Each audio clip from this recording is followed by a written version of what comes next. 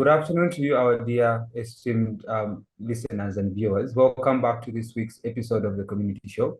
This week, we are discussing the issue to do with government seeking 51 billion Ugandan shillings to facilitate the new district. So now the question that we are asking in tonight's conversation, has decentralization helped improve service delivery? Now, joining me to discuss this topic for now, I shall be joined later by other panelists, is Mr. Sam Orikunda.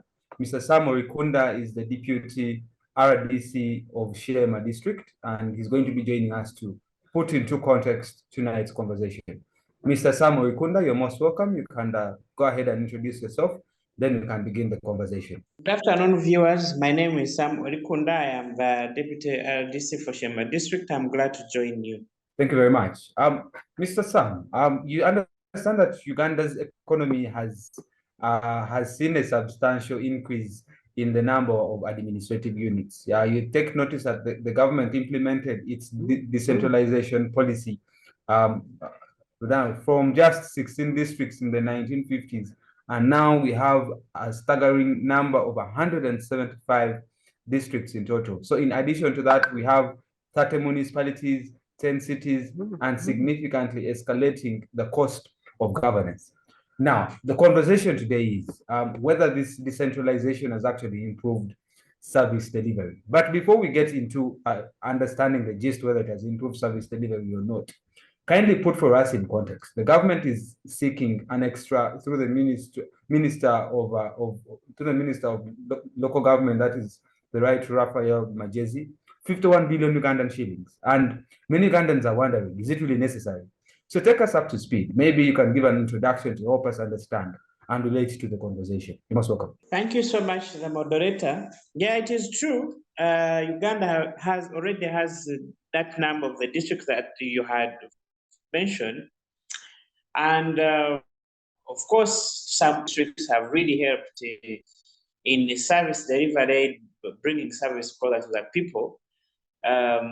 But unfortunately, when this happened, there are some people who wanted to take advantage of it, and then they create political positions for them. Yet, at the end of the day, it would be the government to carry that burden of expenditure.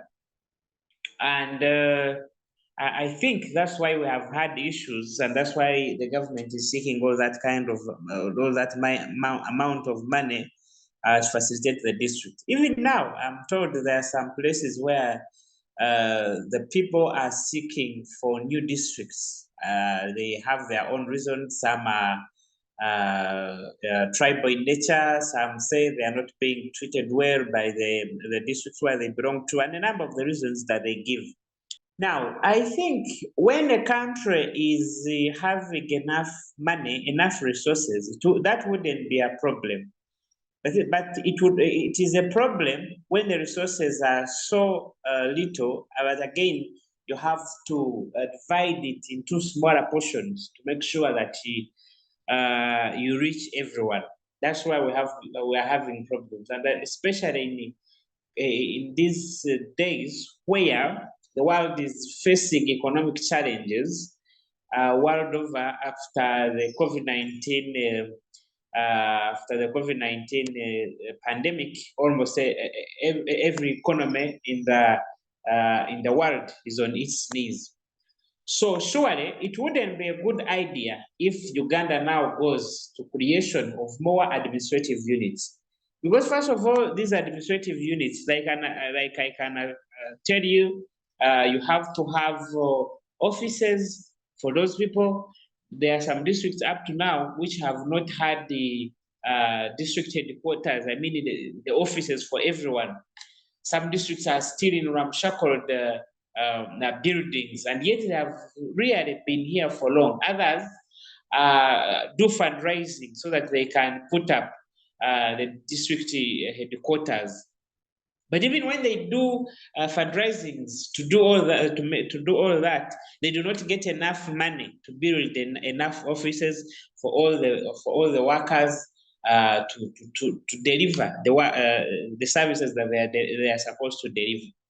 And that is why you find people are sharing offices, and even those who have no space, find no option but rather to abscond from duty, because in any case they have nowhere to sit and do their work from. So that is the biggest challenge. Even as you create those administrative units, you must facilitate its leaders. The chairman LC5 must have a vehicle and a good office. As I say all this, some of the districts now do not have vehicles for the chairman LC5s. And now what the chairman LC5 are doing, they are grabbing the vehicles which are there in the district to also do their work. Now, when a chairman LC5 takes over the vehicle of the health department, for instance, it means that department will be stuck. They will have no transportation. And you are aware, for you to deliver, for you to give services to the people, you must go to the field, go to those people, talk to them, understand their problems, and then as you make budget, you know exactly what you're going to work upon. Now, like for instance, the parish development model. The parish development model is a program that needs a lot of time and attention. You must go to those villages and parishes to talk to the people, to sensitize them, to handle their issues and all that. So if the transportation is not there, then it's a big challenge. You will not reach the people, and the other officials will take advantage of it, and they start sorting money from the public. And that's why we've been hearing issues in the parish there, the parish development model. Sam, yeah, I still have an issue now there. You made mention, you're highlighting for us challenges that these administrative units are experiencing in terms of delivering, in terms of bringing service delivery.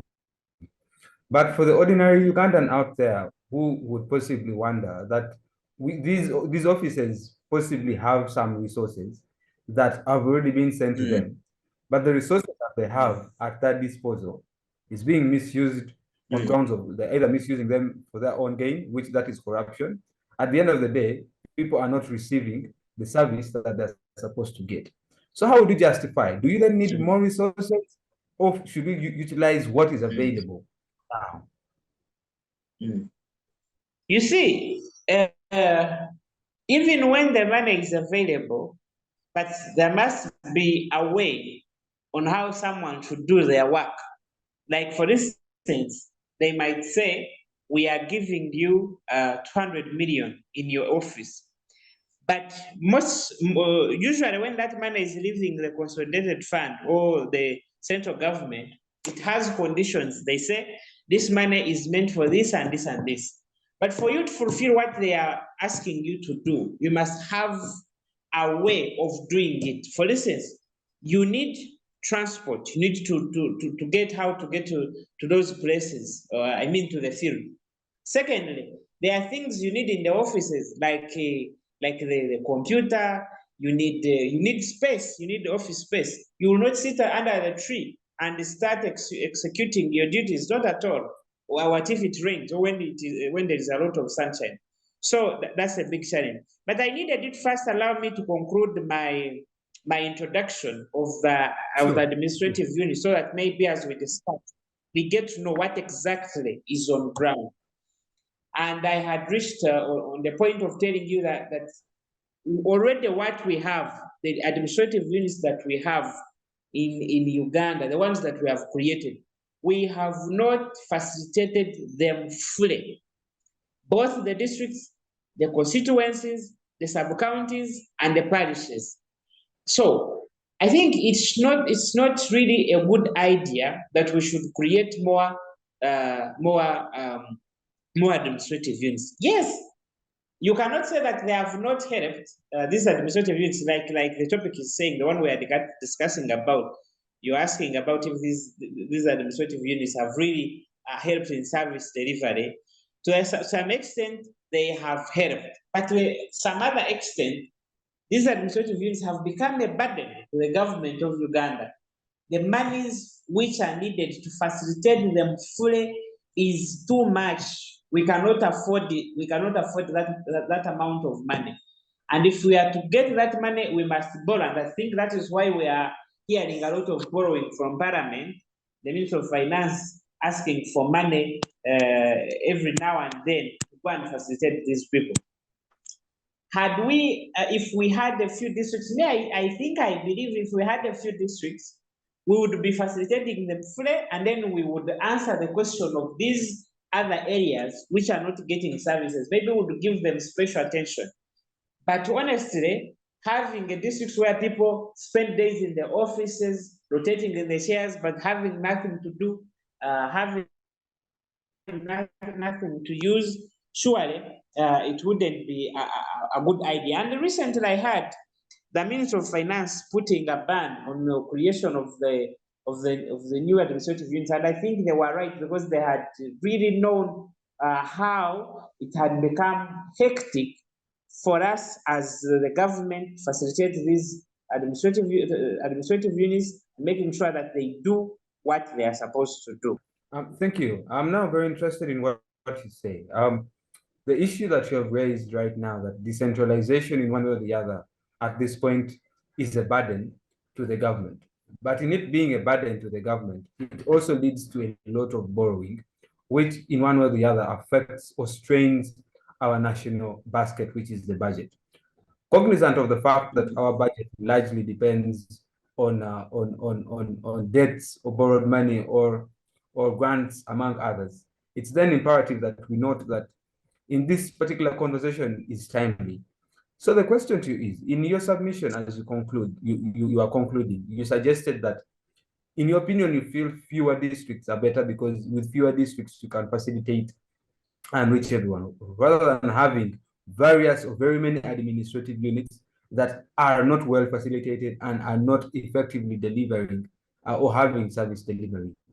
As a deputy RDC in Sheema District, the people in your constituency would possibly be wondering that at the moment, the government is asking for 51 billion to help facilitate these administrative units. We have hospitals in Sheema that are not well facilitated. We possibly have schools that are not well facilitated. Now, how would you then convince someone who is seeing that we have priorities in social services that have not yet been delivered in terms of facilitating these administrative units? How do I convince them that what?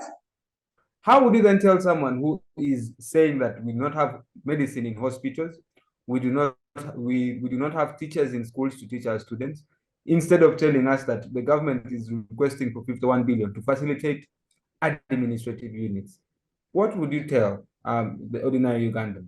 Of course, the ordinary Ugandan, there wouldn't be anything to convince them, because now if they are seeing a facility in front of them and the facility is not helping them, honestly, there would be nothing to tell that Ugandan that the money that we are bringing you is going to help you on this and this, because, you know, even the challenge we have, the money that we get, some of it end up in the pockets of the so-called powerful people, which is very unfortunate. Now, it would be very difficult for you to convince someone that if this money is borrowed, it's going to do this and that, and maybe it will help you in making sure that you will get drugs in time, you will get the services that you've been lacking, and all that services that they are supposed to get. It would be very difficult. You know, promising is one thing, and fulfilling is another thing. We honestly have tried to make sure that we do what we are supposed to do as government, but we are let down usually by the politicians. These days, the corruption in the politicians has become too much, and it ends up even affecting the service delivery in this lower local government. I can assure you that most of the projects that we have problems with in the district are procured by the people in the central government. And now when they come when they are finished. For you, your job is only to supervise them. But you are supervising someone who you do not contract and who you do not have any authority over them. And that's why most of those projects have ended up getting issues, some of them not being accomplished, and government losing a lot of resources in things that usually, honestly, do not exist. All right. Thank you. That makes a fair point. I would like to relate this then to issues. I want now to bring it closer to individual service delivery. The conversation is putting upon us to determine whether it is necessary to go ahead and have more administrative units vis-a-vis service delivery. Let us now speak to the effectiveness of delivery of this services to the people. Let us start with hospitals. Hospitals across the country, right down from Sheema down to Gulu, straight up to Kitpum, government hospitals are lacking medicines. And one would possibly argue that we need to facilitate these administrative units to help advocate and lobby for these for the hospitals. Now, how can we then draw a thin line? How can I draw a thin line to see that we have effective service delivery in hospitals rather than someone who would say 51 billion shillings for what? Why are we putting it in administrative units? Like I told you in my introduction, these administrative units we no longer need more, honestly, because now it's not necessary to have a district in every constituencies. In Uganda today, we have a district where you find the district having only one constituency. It was a constituency before, elevated to a district. It has one MP, one constituency MP, and one woman MP, and then it is called a district. It is not necessary, and that district is considered. It needs a road unit, it needs a district chairman, it needs an RDC, and all those civil servants. So at the end of the day, you'll find almost all the money that we are borrowing goes to the salaries. And then if we are paying these people, giving their monthly salaries, what are we giving them to use for service delivery? So at the end of the day, you'll find that even when we are asking for all that money from abroad, from the outside countries, but this money is not going to do much, because we are spending most of the money on the administration. Because administration itself is very, very much expensive. For once you recruit an officer, you must facilitate them. Like for instance, right now, the health workers, their salaries have been increased. I think the lowest is earning about 1 million Uganda shillings. But now, even when they are earning all that money, there are some days where you find what to use, is not available in the facilities. Even when someone is at the facility, has been paid his salary, has been paid all his allowances, is waiting for the clients, but he does not have what to use. So if he doesn't have what to use, will the services reach the people? Obviously, no. That's why our people come to the government health facilities, and what the health worker can only do is it prescribing, just to tell them that you go and get this medicine and this medicine. Here we have run short of that medicine. Now you will not have helped that person. You've just told them what to use, what to buy, but you've not given him the service that had come for. Recently, the government started putting up new health facilities, and we want to appreciate the government, but it is becoming difficult to put everything that these facilities need, because you must put the beds, you must put the medicine, you must put the good laboratory where someone can go and test and know what they are suffering from, and then be given medicine. So for me, I do not buy the idea of creating new administrative units. They are not necessary. Let us first focus on facilitating the ones that we have already created, and make sure that the people who stay or work in those administrative units are having everything they need to deliver services. And once we have done that, then we can be sure that now we are able to create more administrative units. Yeah, perfect. I like the argument that you raised, that we should focus on we should focus on not creating more administrative units, but rather focus on the few that we have at the moment. And if it were even possible, we should even have fewer districts than we have now. But let us discuss the issue of local governance and accountability. How has the local governance improved or changed with decentralization? Has there been any change? Yes, there has been some change, like for instance, on the community access loads.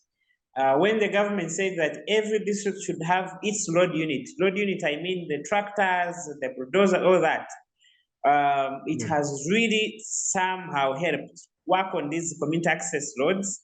And these community access roads, you know, they are very much important when it comes to the production of agricultural production and other services. So the district have really tried in making sure that the services reach closer to the people, only that, of course, we are affected by the tools, what to use. But the district, if what use was available, this district would be very, very much vital, important in bringing the services closer to the people of Uganda. Oh, perfect. Let us now look at citizen participation. With decentralization, we're looking at bringing the resources or bringing social services closer to the people. And that then brings in the aspect of citizen participation. So when you mentioned that the decentralization efforts have somewhat helped, now, to what extent are citizens involved, therefore, in the decision-making at the local level with all these decentralized units that we have? And then the second thing is, how can citizen participation be enhanced? Yeah, of course, you are aware that every district in Uganda has what they call council. This is like lower parliaments. There are district councils, there are sub-county councils. Now, this is where the councillors or the representatives of the people sit and exchange ideas of what really do they need for their people. And it is also where the budgets are discussed, proposed, and passed. Now, I think this is the way how citizens have really participated, because during these councils, the citizens are invited to participate in the district councils, in the district budget conferences, to bring up their needs through their representative or physically by themselves, if in case they are willing to attend these councils. So even the civil servants and the political leaders at the district level, we have always encouraged them to go on radios and explain to the people, if you're going to work on the road, what exactly are you going to do? Are you going to put baram? Are you going to put culvert? How much are you going to use? And in how long, the period that you're going to use? So ritually, through giving accountability, the public or the citizens can really participate. But however, I think this should really be followed up, so that even where we have gaps in service delivery, in the citizens' participation, we can really close those gaps. Like for instance, we should make sure that we reduce on the time of being in offices by the civil servants. They should have more time in the fields, interact with the people. Like for instance, why should an agricultural officer or a production officer spend a week in the office minus having a day in the field, visiting the farms, seeing the cattle keepers and all those people, and understanding their challenges, so that those challenges can be addressed? And I think that would be the better way of citizen participation. Also, on accountability, the politicians, the political leaders, and the civil servants, the accounting officers, should make it a habit to always give accountability to the people who are the taxpayers. If you have done something on behalf of government, if you've implemented something on behalf of government, it should be incumbent upon you to give a satisfactory accountability to the people of whom they are going to be the consumer, the final consumers of the project that you have implemented. So, but by and large, honestly, citizen participation has been, I mean, it's there, it can be seen, based on the fact that the central government has always given guidance that the people should be having a say on what the districts, what the political leaders are involved in using the taxpayers' money. All right. That has been a very detailed submission on the aspect of citizen participation. I'm aware our time is fast running, but I'll try as much as I can to see that in position to catch up with the next engagement. Let us then look into the impact of economic development. With decentralization, the argument behind it is we are bringing resources, we are bringing social services closer to the people with the intent of spurring economic development. Now, the question to you therefore is, has decentralization had an impact on economic development in this district? Yes, of course. Leaving aside some of these challenges that we have had, putting aside those challenges, the economic transformation, honestly, can be seen in some of the areas. If today you took time and visited any districts and you ask them, what have you done on education? They would show you one thing or two. What have you done on health? They would show you one thing or two. And other social services. Even the roads, like I told you, the roads used to be poor. Like, for instance, recently when the parliament said that every district should be getting at least 1 billion every financial year to work on the community roads. This has really helped on the service delivery. And if the money is put to the right use, if it's not stolen like it has been a norm, honestly, the people in the communities will be seeing services. I think there are some things which can be seen on ground, which we can say that the districts have worked upon them, and the people are proud of them, and they are very. And also, the districts surely help on the monitoring of these of the government program. These ones, especially these ones which are brought by the central government. I think it would be difficult for people from Kampala send money from all the way from Kampala to Sheema District, and you say that those people also have the responsibility to keep coming from Kampala and supervise what is being done on the ground. It would be very difficult. But because at the district we have the people also mandated to do that, it becomes easier for us to do the monitoring and supervision and making sure that there is value for money. I think that also helps in improving the social services or the service delivery to the people. Also, even the sensitization. I mean, educating people on some of the things that can help them in their lives, on the modern way of farming, on doing away with the challenges that they have in the community, on increase of income. How can the people really be part of the money economy? The districts have really played a big role, using the workforce that is at the district, the people who are qualified, who are given services, and whose role is to do exactly that. All right, wonderful, as in terms of your submissions, very detailed and very informative.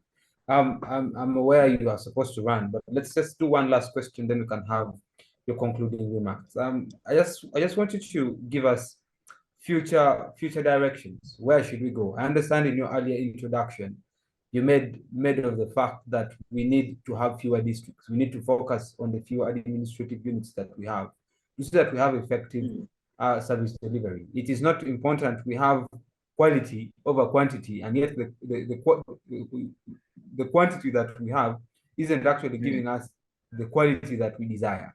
So future direction, what are you therefore looking at? What should the government look at doing? What should we do moving forward?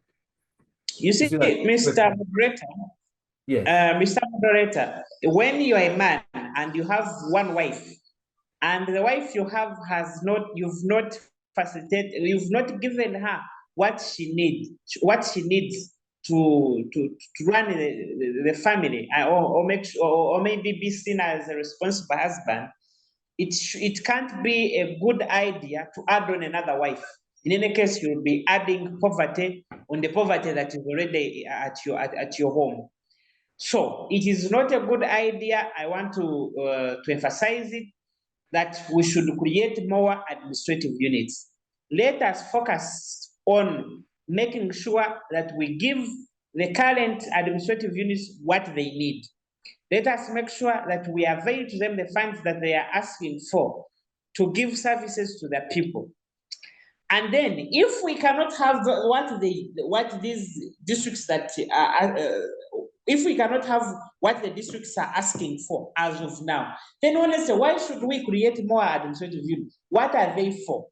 This idea of people going to the councils or using these requests for district as a political demand, like people say, if you don't give us this, we will not give you the votes. It should stop, because it is leading us to a wrong path.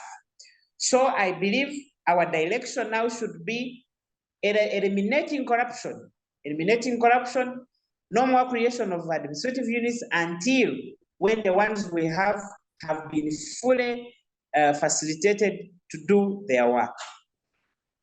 Perfect. I'm aware you're supposed to run, but those have been very wonderful submissions. And what I pick from your submission is we need to focus on what we have, and we shouldn't create more administrative units. Quality over quantity, because if we have as many administrative units as we can create, then, and yet we have failed to actually facilitate the ones that we have now, that doesn't lead to effective service delivery. Anyways, as a way of concluding remarks and parting shots, Mr. RDC, what do you have to say? Thank you so much for hosting me. Of course, in my conclusion remarks, I would say that, of course, we, as human beings, even in the times of Jesus Christ, you cannot say that you will ever have enough. You cannot. The human needs can always be there. Even when you think or feel that what you've given is enough, the other person, the receiving end, will tell you that what you've given is not enough, because I think that's being human. I believe we might not give enough, because even in the US, where the governments, where the countries are rich and having a lot of money, the citizens there still complain.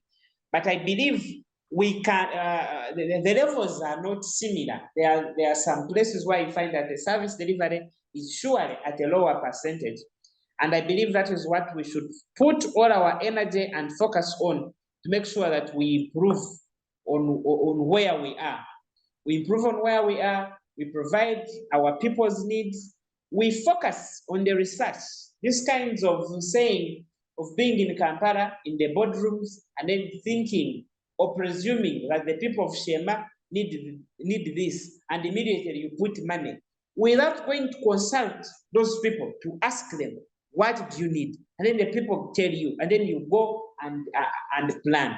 So we should focus more on the research, finding out if there is poverty in Sheema, what is the cause of poverty, and what can we do as government? And then we roll out programs that are people-centered, whose direction is centered on the ideas that the people have given you. If we do that, we will never go wrong, and we will build this country. Thank you so much. Thank you very much, Mr. R. It has been wonderful having you on the show and listening in from your wonderful insights and tapping in your pot of wisdom. What I pick, or your concluding remarks, or what I pick from your submissions today is, one, we need to focus on what we have now. The fewer administrative units we have, the more effective service delivery can be. And rather than going ahead to create more administrative units that already is straining the budget, that we are already feeling the pinch in terms of resource mobilization to finance our budget. All those are things I get from your submission tonight. And In terms in terms of citizen participation, you have the view that decentralization is good to see that students that participants or citizens are included in terms of decision making, which in your view is a good one. Rather, the biggest point that you make today is we need to focus on quality rather than quantity. So the fewer the administrative units, the better it is in terms of leading or having effective service delivery. Otherwise, it has been great having you tonight. My name is Douglas Drake, and we are very privileged and glad that you're in position to join us today and discuss this critical issue that is spurring a lot of debate in our country. Otherwise, we're very happy to have you. This has been Center for Constitutional Governance, brought to you and it's aired on Civic Space TV. Thank you very much, Mr. Sam Orikunda, for taking time to join us in this conversation.